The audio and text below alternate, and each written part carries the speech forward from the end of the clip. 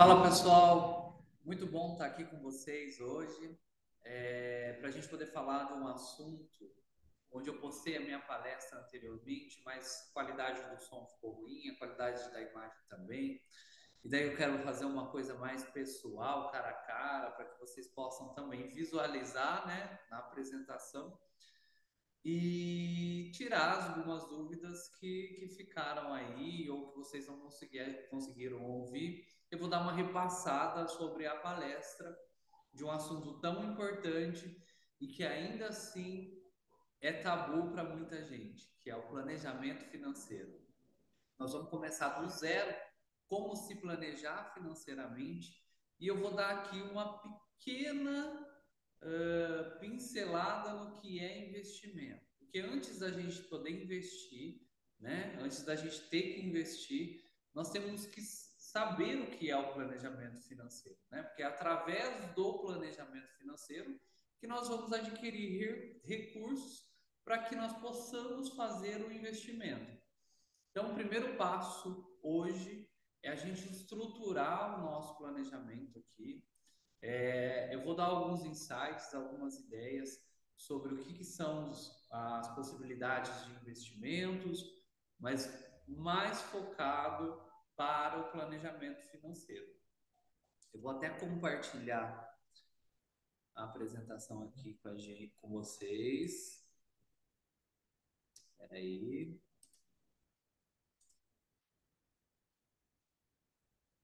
Bom, espero que vocês estejam vendo aí, senão vou ter que gravar o vídeo de novo. Planejamento financeiro. Qual que é o intuito do planejamento financeiro? A gente trabalha naquilo que nós queremos adquirir com o tempo, né? Ou seja, um sonho, né? E esse sonho ele pode ser sonhado de diversas formas por diversas pessoas. Nem todas as pessoas têm o mesmo sonho entre elas, né? Dentre elas. Pensando nisso, eu começo com a seguinte pergunta, que é a pergunta que se faz, a primeira pergunta que você vai fazer antes de começar o seu planejamento financeiro. Qual é o meu sonho? Onde eu quero chegar e o que eu quero conquistar? Esses seus sonhos, ele pode ser um bem material, como também pode ser uma viagem, um bem intangível, né? Onde você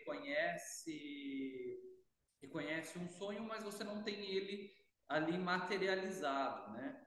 É, você realiza esse sonho através de vivência, de experiência, de estar curtindo o momento.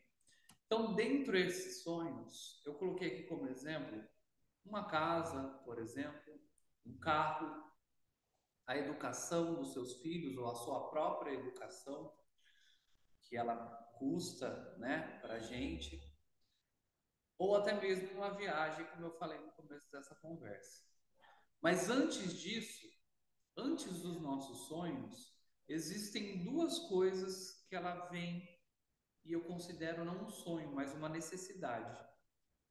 E essas duas coisas é a reserva de emergência. E o que é essa reserva de emergência? É você ter guardado ali uma quantidade de dinheiro, né?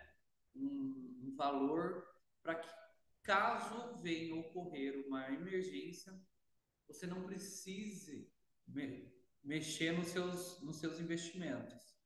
Ela vai estar ali disponível exatamente para isso. E dentro dessa emergência, pode ser várias coisas. Pode ser uma questão de saúde, pode ser um acidente, pode ser um acidente com o seu carro. Nós estamos vulneráveis a todas essas possibilidades, né? E as chances de acontecer, elas são grandes, infelizmente. Por mais cuidadosos que nós procuramos ser, sempre acontece. Só que assim, essa reserva de emergência, ela não vai deixar que isso te aconteça, mas ela vai fazer com que você passe por isso o menos pesado possível. já é uma dor de cabeça, qualquer uma dessas coisas que eu acabei de falar. Ainda se você passar por isso sem o dinheiro, se torna ainda mais pesado. Então, por isso que é interessante nós mantermos uma reserva de emergência, para que caso ocorra uma emergência, a gente tem esses valores disponíveis. O segundo ponto aqui, que é uma necessidade que ela vem antes do sonho, é a questão da aposentadoria. Por que eu coloquei a aposentadoria aqui e por que eu acho ela tão importante? Hoje nós temos um sistema de previdência social que ele não está falido, mas ele está decadente. Então, para nós, para jovens, nós mais jovens, nós não sabemos nem se vamos aposentar. Então, a gente poder pensar na aposentadoria é crucial, gente. E eu falo não por experiência própria, mas por vivência. E ouvir as pessoas a falarem sobre quando elas chegam à idade de aposentadoria. Hoje, mesmo que você contribua para a Previdência Social, e mesmo que você aposente pela Previdência Social, normalmente a gente contribui sobre um salário mínimo. E quando não é um salário mínimo, seja um salário teto aí, que são de R$ 7.000 mês. Ainda assim, nós teremos dificuldades se nada mudar. E a projeção aqui, se mudar, vai mudar para pior, né? Então, pensar na aposentadoria é uma coisa indispensável para o planejamento financeiro. Até porque eu tive uma experiência no qual eu fui viajar com minha tia, ela já é 60 a mais, e eu gosto de ouvir as pessoas mais velhas, até porque a gente consegue aprender muito com elas. Elas passaram por muitas coisas, e ouvir aquelas pessoas mais experientes, para mim, é fenomenal. Eu acho que é um dos passos muito importantes e foi até hoje na minha vida e eu acredito que vai continuar sendo. E ela me disse o seguinte, eu perguntei, aliás, eu perguntei para ela, tia, você mudaria alguma coisa de lá do início da sua vida para até hoje? Ela virou para mim, meu filho, eu mudaria uma única coisa. Eu mudaria que quando eu tinha 18, 19 anos, eu poderia estar pelo menos guardando 50, R$ 30 por mês, o que eu conseguisse. Talvez ela tenha falado isso pelo fato dela conhecer que eu faço planejamento financeiro, mas isso me tocou de uma tal maneira de que ela tem toda a razão no que ela me fala. Porque quanto antes você começa o seu planejamento para aposentadoria, menos você contribui e mais dinheiro você vai ter no final. E a previdência, talvez seja uma das coisas que vocês estejam se questionando hoje, ela existe uma infinidade de formas para pagamento desse valor que você deposita todo mês. E eu vou falar um pouco sobre isso no final dessa apresentação. Antes de começar no planejamento financeiro, eu trouxe alguns dados importantes aqui sobre as famílias brasileiras. Né? Em 2024, 78% das famílias brasileiras elas estavam endividadas. Esse 78% engloba todo mundo, tá? Pessoas com dívidas atrasadas ou não, com financiamento atrasado ou não, qualquer dívida você vai estar incluso nesse 78%. Não necessariamente essas dívidas elas estão vencidas. Desse percentual de 78%, 28,8% das pessoas estão com dívidas atrasadas. Esse chega um ponto que é um número muito expressivo por se tratar de dívida e ela está atrasada. Né? E desses 29%, 13% disseram não ter condições ou perspectiva de quitar os débitos. O que acontece? Isso é uma reflexão da falta conhecimento do planejamento financeiro, da falta de falarmos mais sobre dinheiro nas escolas, falarmos mais sobre planejamento financeiro nas escolas. Isso é essencial para que esses números possam melhorar. E eu vejo que nós estamos evoluindo um pouco a passos lentos, mas a gente está evoluindo e é preciso falar sobre isso. A gente não pode mais tratar o dinheiro como um tabu, né? Nos Estados Unidos as pessoas falam o quanto elas ganham por mês, aliás, por ano, né? Porque lá eles costumam falar o salário por ano. E no Brasil a gente tem uma certa resistência em falar sobre isso, né? De dívidas, de quanto que é o nosso custo fixo, o que são nossos custos variáveis, para onde está indo o nosso dinheiro, né? O planejamento financeiro ele vem para ensinar isso, mas enquanto a gente tratar esse assunto como um assunto isolado, ele vai continuar isolado. A gente precisa desmistificar isso e tratar ele de uma forma mais natural.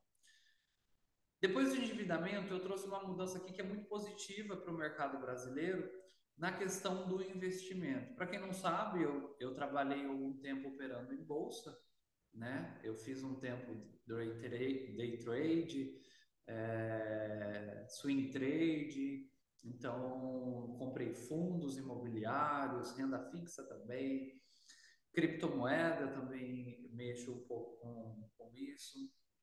Então eu vim trazer sobre um pouco do mercado de investimento. E dados que são bem positivos e mostra que nós, brasileiros, estamos mudando a nossa ideia do que é o investimento. O primeiro dado que eu trouxe aqui é a evolução do mercado de investimentos, né? Na Bolsa de Valores, que é a B3, né? B3 por quê? Porque é Bolsa Balcão Brasil. Então, B3 dos 3 Bs, né? Em 2020, nós tínhamos 2,7 milhões de investidores na Bolsa. 2020 foi um ano logo após a pandemia, eu acho que teve até um período durante a pandemia.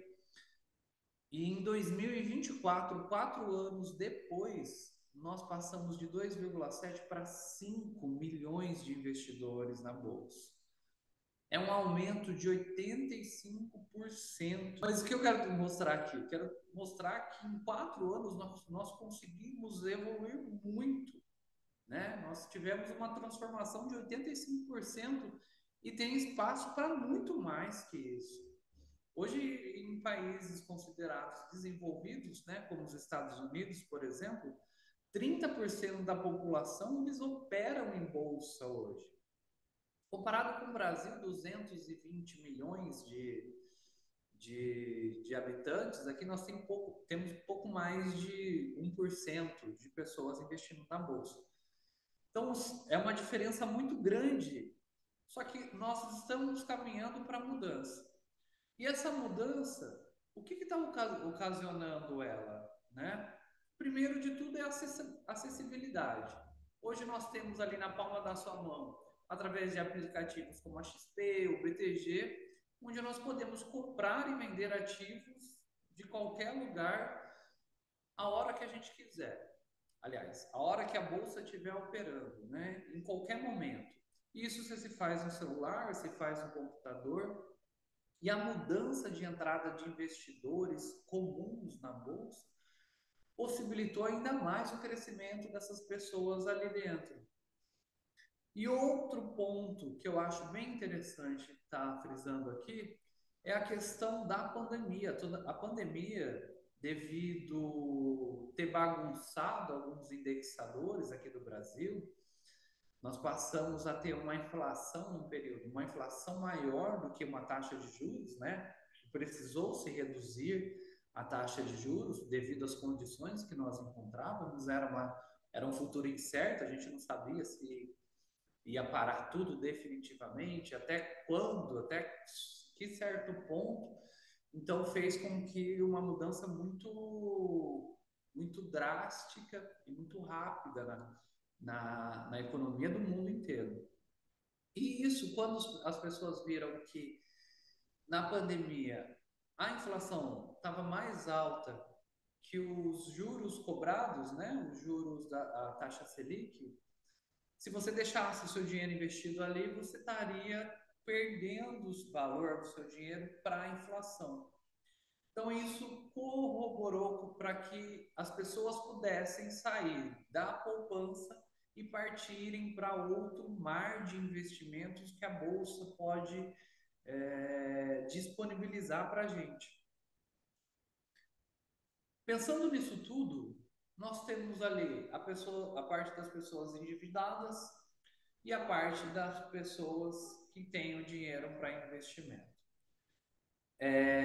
Talvez mesmo essas pessoas que têm o dinheiro para investimento, elas não realizam um planejamento financeiro, o que de fato é muito ruim, porque o planejamento financeiro ele não só serve para as pessoas que ganham um pouco, vamos dizer assim. Muito pelo contrário. O planejamento financeiro ele serve para as pessoas que ganham 1.000, 10.000, 50.000, 100.000 ou 1 milhão de reais por mês. Todas as pessoas que você vê hoje, que têm muito dinheiro, de certa forma pode ser que elas não realizem um planejamento financeiro delas, mas por detrás tem pessoas capacitadas para que realizem um planejamento financeiro. Então, não importa se você ganha 1.000, se você ganha 2.000, 5.000, o planejamento financeiro é para todos, todas as pessoas. Isso é fato, né? E eu trouxe aqui 3 etapas do planejamento financeiro. A primeira etapa nós já passamos por ela, que é determinar seus objetivos, né? Onde eu quero chegar, o que eu quero conquistar. E isso vai tanto do bem imobilizado quanto do bem mobilizado, né? O segundo passo é o processo de se organizar financeiramente. E o terceiro, reconhecer a sua situação financeira atual. Nós vamos passar por esses 3 passos. O primeiro nós já passamos, o segundo eu considero o passo mais importante, talvez seja que a parte mais difícil que a gente encontra, que a gente encontra dificuldade aqui, mas vai ser muito simples depois que eu poder falar para vocês e também quero ajudar vocês com algumas planilhas e como fazer o levantamento disso. E o terceiro passo é reconhecer a sua situação, que daí a gente vai de baixo e pronto. Ou acerta tudo ou não acerta. Então, falando do segundo passo, como que eu posso me organizar financeiramente? Eu acho esse ponto aqui muito importante. E ele é tão óbvio, mas ele é tão necessário ser feito, porque sem isso a gente não consegue desenvolver o planejamento. Então, primeiro de tudo, nós vamos escrever, né? Escrever o quê? Nós vamos levantar nossos custos fixos, nossos custos variáveis e levantar os nossos ganhos. Custos fixos, eles são o quê? Custo fixo é tudo aquilo que eu preciso pagar, eu tendo indo trabalhar ou não, eu tendo dinheiro ou não. Então, energia, água, eles variam de valor, mas eles continuam ali para eu pagar. No caso de quem paga aluguel, né? Supermercado, a gente não consegue ficar sem comer, né? Então a gente precisa também considerar como um custo fixo. E caso você não tenha ideia que você coloque, o valor que você coloque, é muito simples. Você pega os últimos 3 meses e faz uma média entre eles. Como você faz a média? Soma eles e divide por 3, que é a quantidade de meses que você teve de consumo de água, de supermercado. E aluguel ele vai ser o mesmo valor, porque ele é reajustado anualmente, somente, né? Então, é essencial que tenhamos esses números levantados. Você precisa ter esse número na cabeça. Se você tiver, melhor ainda. Mas você tem que levantar esses números. Sem eles, a gente não consegue ir para lugar nenhum. Como que eu faço o levantamento desses números? Eu fiz uma planilha aqui muito básica, muito simples para poder ajudar a gente. é um controle financeiro, onde nesse controle eu apresento as receitas, o que são receitas? Tudo aquilo que entra de dinheiro no meu caixa. Então, salário, algum serviço extra, tudo isso são receitas. E as despesas, tudo aquilo que eu gasto no mês. E daí entra moradia, água, luz, alimentação, saúde, transporte, educação, lazer. É importante a gente ter um percentual do nosso ganho, das nossas receitas, direcionado para o lazer, porque só trabalhar também, né, é demais. E o planejamento financeiro é exatamente isso, né? É maximizar a forma de como você usa o seu salário. Você não vai deixar de fazer seu lazer, você não vai deixar de tomar o seu cafezinho, vai tudo continuar ali, só que não vai continuar de uma forma mais maximizada, que você vai ter mais controle sobre aquilo. Então vamos lá, esse aqui é um exemplo que eu trouxe, uma receita de R$ 2.000, uma despesa de 1.720, 100% é tudo que entrou no meu caixa e 86% é tudo que saiu do meu caixa. Moradias, tal, tal. É importante aqui, eu fiz só um levantamento do básico, tá? Mas é importante que vocês coloquem as datas de vencimento disso e caso haja parcelas, também acrescente essas parcelas, né? Eu já vou falar um pouquinho ali na frente por que colocar esses dados. Total de despesa, 1.720, um menos o outro, sobrou aí 14%. R$ 280 no mês, essa pessoa com controle financeiro tem de sobra. Gente, R$ 280, vocês podem falar, tá certo que isso aqui é um exemplo, né? Mas vocês podem falar, puxa, mas só isso? Mas mesmo se fosse R$ 80, mesmo se fosse R$ 30 que tivesse sobrando. Eu comecei os meus investimentos com 18 anos, 17 anos, eu não podia ter conta poupança, minha família era muito simples. Eu abri uma conta poupança no nome da minha mãe e eu aplicava ali por mês. Eu depositava R$ 20 no mês, R$ 30 no mês.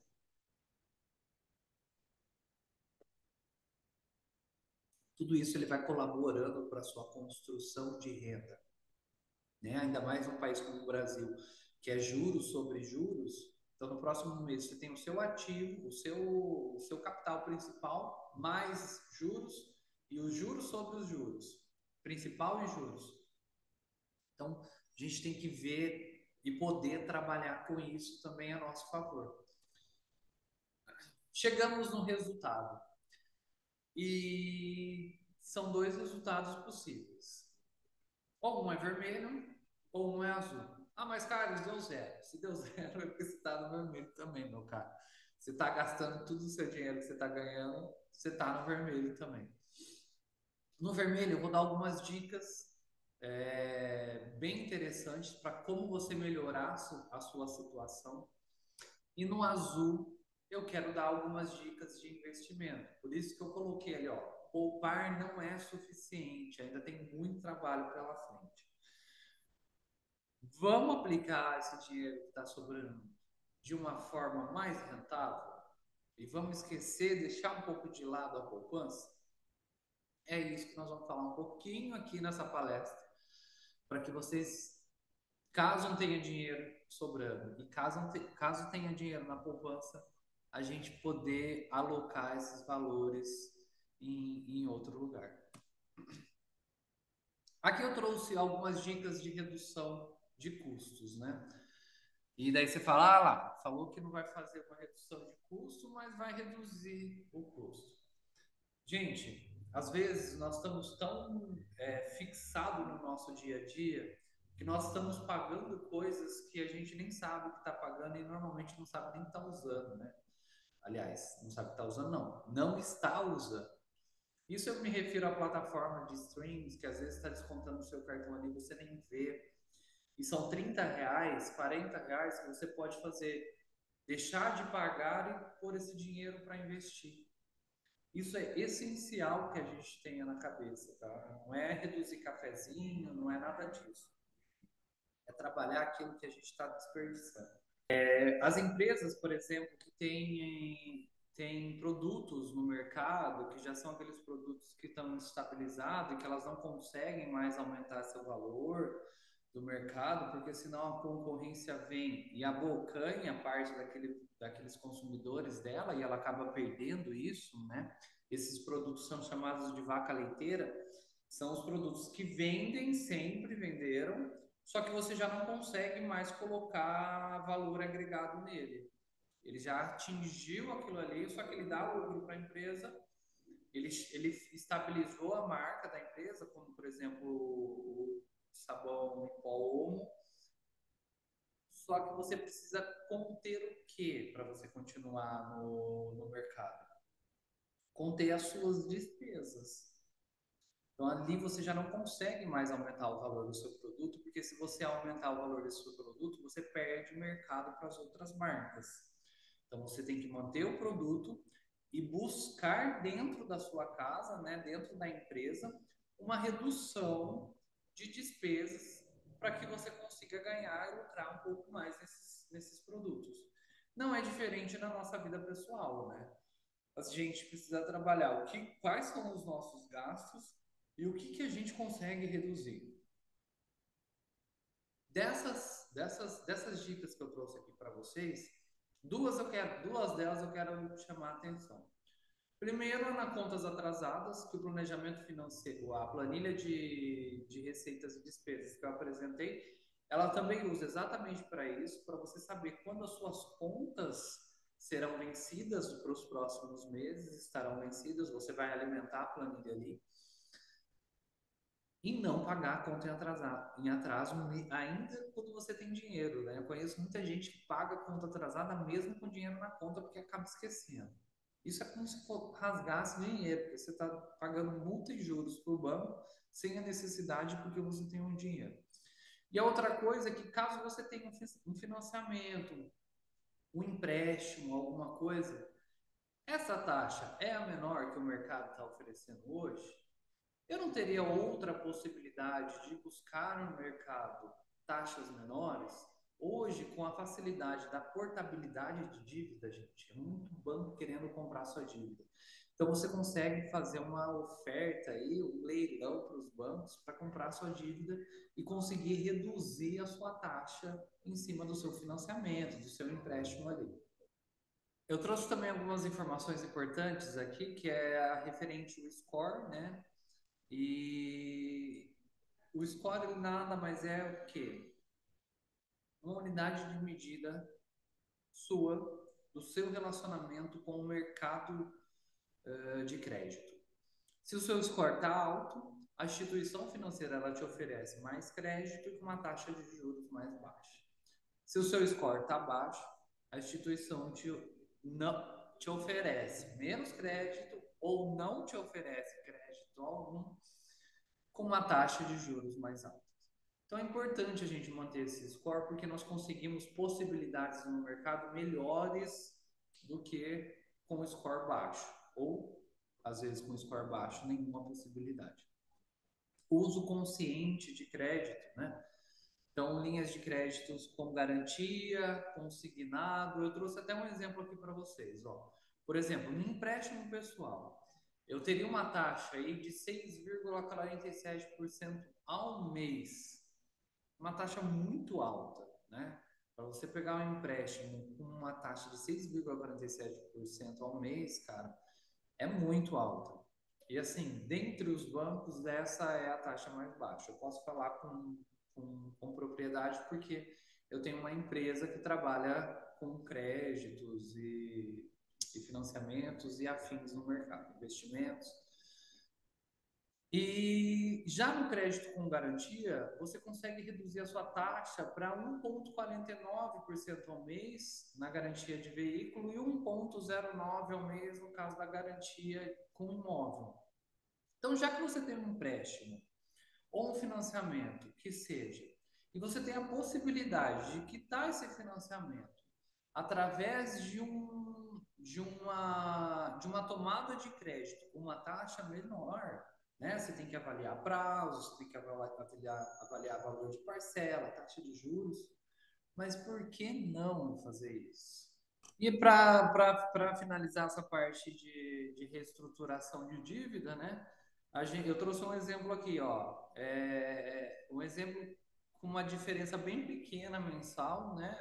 O valor da dívida é a mesma. Eu mudei a estratégia de tipo de tomada de crédito do cliente. Um era não consignado e a gente passou para consignado. Nós conseguimos uma redução de 2,85 para 1,89.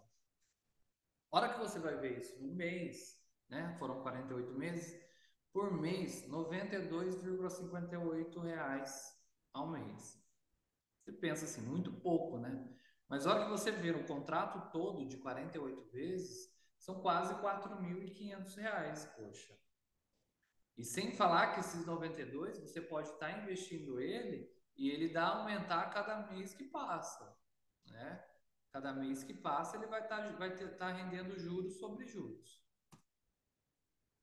E agora, caso você tenha uma sobra no seu orçamento,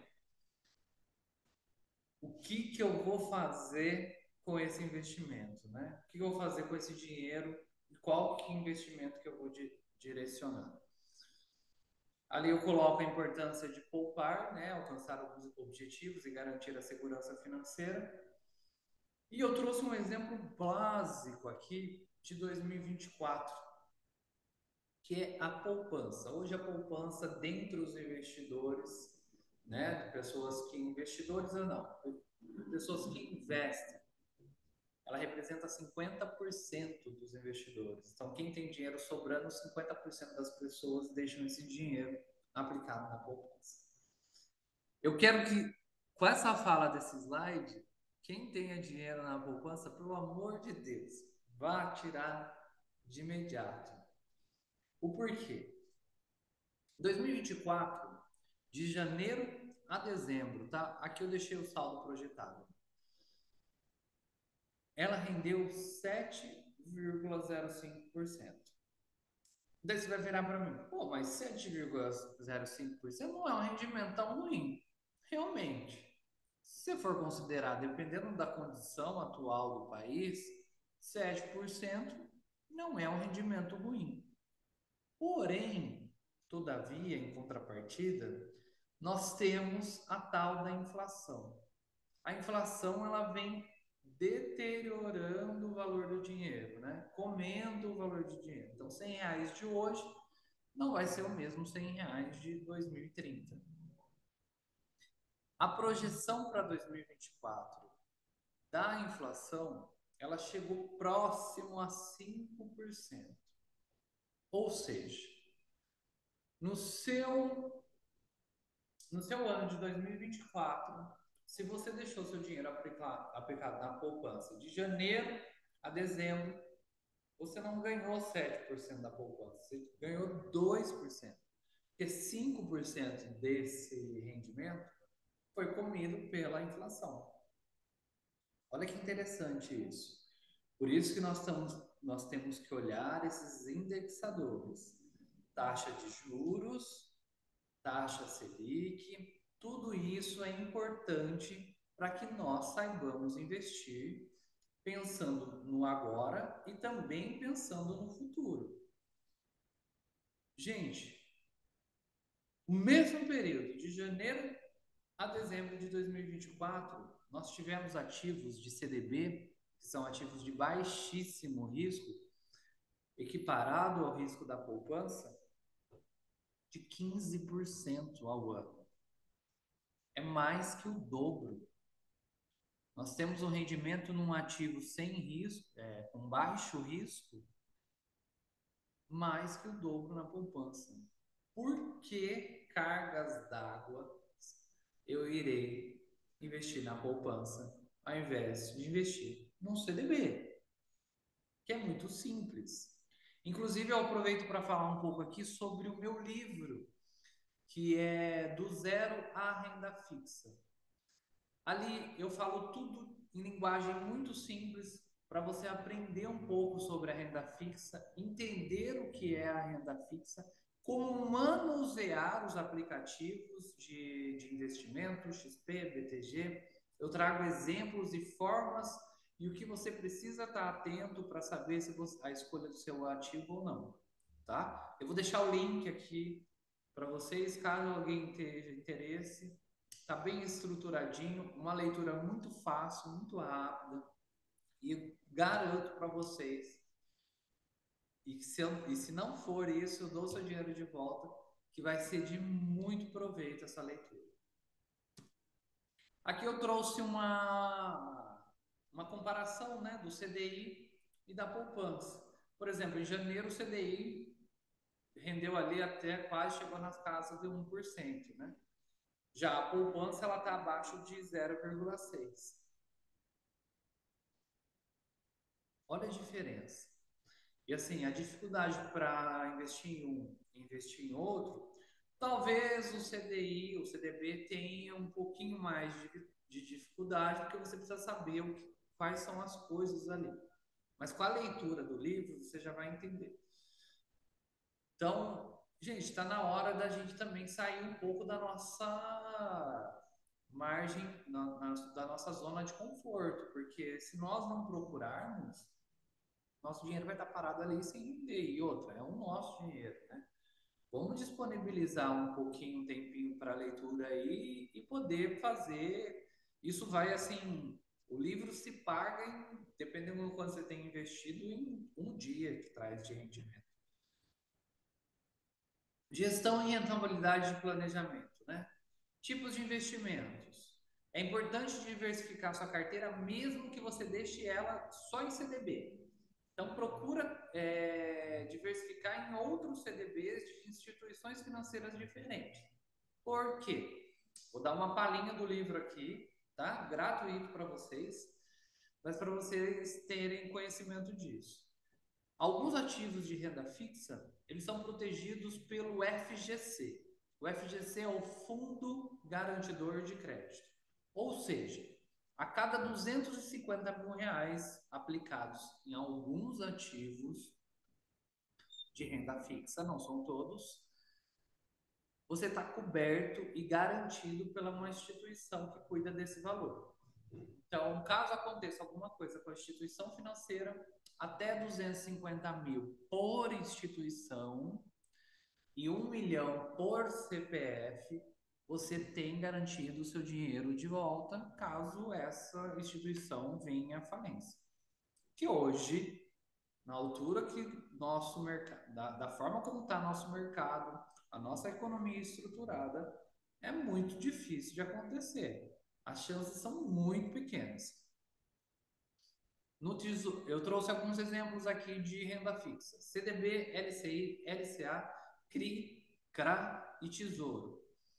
E renda variável, eu estou para lançar, né, um e-book sobre renda variável, e dentro da renda variável entraria tudo: fundo imobiliário, criptomoeda, ações, ETF, né? A galera tá perguntando bastante para mim de ETF, mas ainda está em construção, né? Quem sabe lá para o ano que vem eu já não consigo falar um pouco mais sobre renda variável. Consórcio, dependendo das suas características, qual é a sua intenção, como que está o mercado, o consórcio pode ser uma vantagem, né? Ele tem que ser bem trabalhado. Eu construí uma carteira para um cliente que hoje está muito satisfeito e já está com um patrimônio de 3 imóveis. Então, nós construímos uma estratégia para que ele fizesse uma carteira de consórcio e comprasse esses imóveis e eles se autopagassem, né? A reserva de emergência, eu enfatizo ela aqui de novo, né? Pelo menos 6 meses. Interessante é você deixar pelo menos 6 meses, né? Caso não, trabalhe com 2, com 3 meses. E caso o investimento for mais curto prazo, que você não consiga tirar ele. E a reserva de emergência, nem a reserva de emergência a gente vai deixar na poupança. a gente deixa na aplicação com liquidez diária do CDB. Hoje vários bancos oferecem, né? A Toro oferece, o XP oferece, o BTG oferece, a maioria deles. Eu acho que até bancos como o Nubank, o Inter, eles também estão fazendo isso, né? Você deixa o dinheiro na conta corrente e ele fica rendendo lá. Aposentadoria, que é a outra questão lá que eu falei de importância, né? Iniciar o seu plano quanto antes. Eu já falei, então vou dar só uma pincelada para a gente também não perder muito tempo, não ficar muito cansativo aqui. Definir a sua idade de aposentadoria é essencial, porque você tem um planejamento, olha o planejamento aí. Você já tem um planejamento que naquela idade você quer ter tanto. Então, quanto que eu preciso investir hoje para ter tanto naquele dia, amanhã, né? E como é corrigido pelo IPCA, procurar sempre ser corrigido pelo IPCA, seu dinheiro não perde valor, né? Previdência privada e pública, combinar as previdências, talvez seja um ato interessante. Olha, eu posso falar para vocês de pessoal. Hoje eu contribuo para a Previdência Pública, né, Previdência Social, um salário mínimo. Eu sei que nós vamos ter dificuldades para se aposentar.